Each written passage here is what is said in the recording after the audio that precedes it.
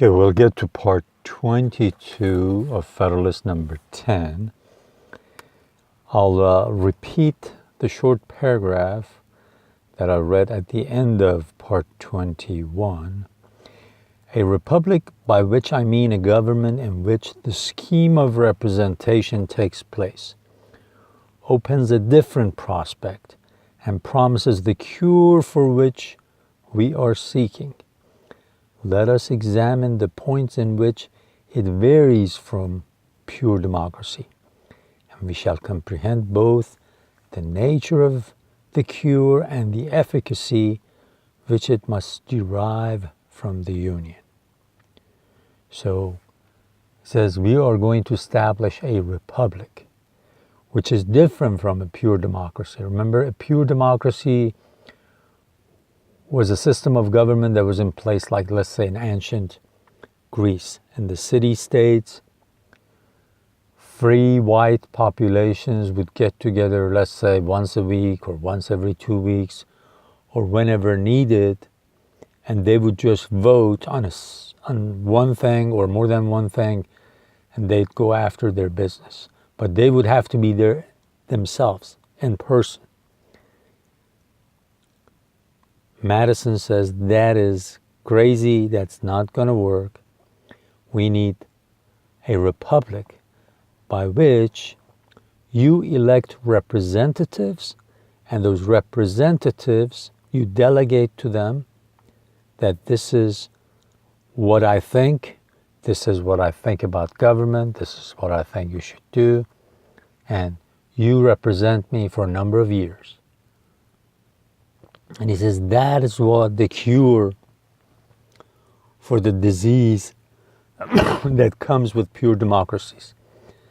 Then he goes to the next paragraph. He says the two great points of difference between a democracy and a republic are, first, the delegation of the government in the latter to a small number of citizens elected by the rest. In other words, you elect a certain number of people as representatives and you delegate to them, okay?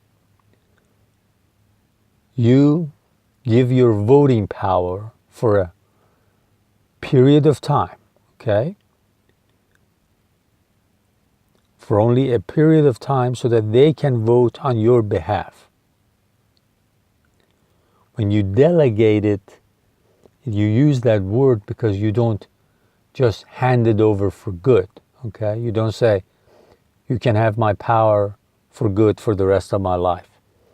You delegate it, you expect them to be responsible, and then after a certain period of time, you reflect on it, and you see whether they've done a good job, and you replace them with somebody else, or you keep them in office. So this is one of the things you do in a republic.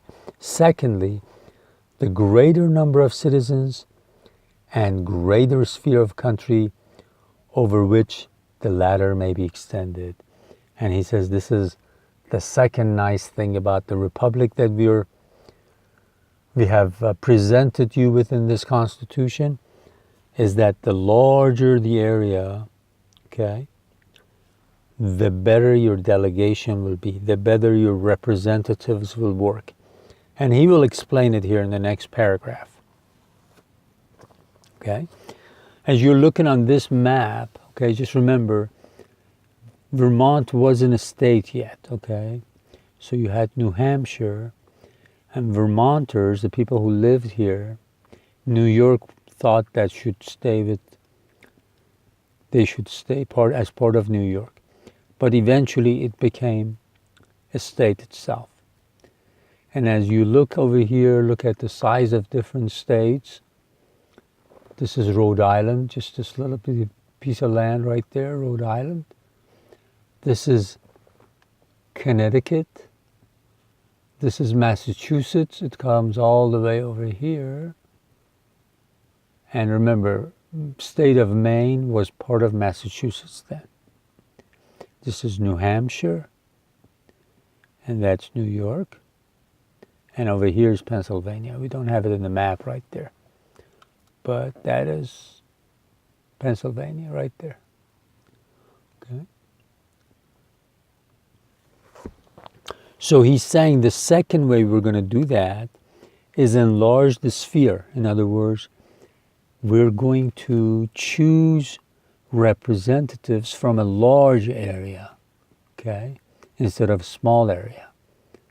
So by doing that, he's going to say we can pick the best people. Okay, let's read the paragraph and then we'll talk about it a little bit more. The effect of the first difference is, on the one hand, to refine and enlarge the public views by passing them through the medium of a chosen body of citizens whose wisdom may best discern the true interest of their country and whose patriotism and love of justice will be least likely to sacrifice it to temporary and partial considerations. See, he says we want to refine and enlarge the public views. You know, when they send the oil to refineries so that they can clean them and get other products from it, when he uses that word, he's saying that if we just go with the small population that's, let's say, in our neighborhood, in the 4, 5, 6, 7 blocks that we live in, okay, we might not necessarily get the best people. But if we enlarge the area where we choose our representatives from, then the chances are, he says, that some of the best people, some of the most able people, some of the most knowledgeable people, and hopefully some of the wisest people will come to the top because you've refined it, and out of these best people, you choose the one that not only loves justice, but also is wise enough not to sacrifice what is the best thing for the country to temporary or partial considerations. In other words, they look long term. They look and see what is best in the long term interest of the country, rather than seeing what's the best interest of their town only. Okay? Let's say if you live in New York, okay, and you come from this little area, if you enlarge the sphere that you choose your representative from, then the person that you have decided to represent you is going to think what's best for this whole area, and not just what's best for the city he or she comes from. All right, because let's say if you're in the state of New York, just an example, let's say over here, you found some natural gas under the ground. If you're just from here, all you're going to do is make sure that the people who work for natural gas industry, okay, they are going to be the beneficiaries of your votes, of your decisions in the Congress. Whereas if you represent this whole area, and let's say up there you have people that go camping, people that go, tourists that come here, or there are, let's say, timber and trees over here, and that's part of the economy. So when you decide to cast your vote in the Congress, in the House of Representatives, you'll have to decide what's best for these people, what's best for these people, and what's best for this people. So you try to make a longer term, wiser decision this way. And that's why he says we will enlarge the sphere in this way. Not only we'll find the better people to represent us, but also it'll be people that will not just be thinking short term, that will not only be thinking of what my town wants, but what my state wants. Okay?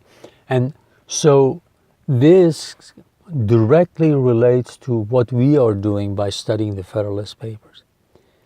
Because when we are thinking of union for the world, we no longer think only what's best for New York or Pennsylvania.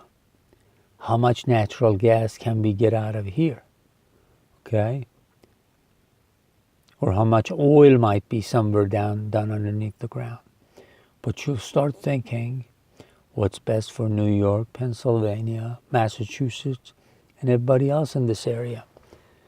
Because we're all in this together.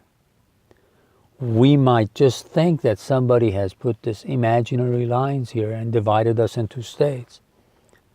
Okay, we need that. We need that division because obviously we'll have to have a limit to find our representatives, to find people that will represent us.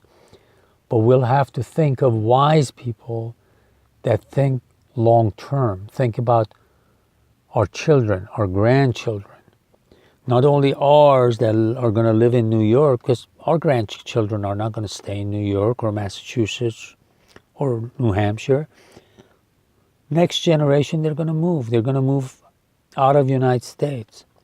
Who knows? They might live in South America. They might live in East Asia. We have to think about it that way. That's why we're working on this project, because we're hoping to learn from American experience and the rest of the federal systems and apply it down the road to uniting the world.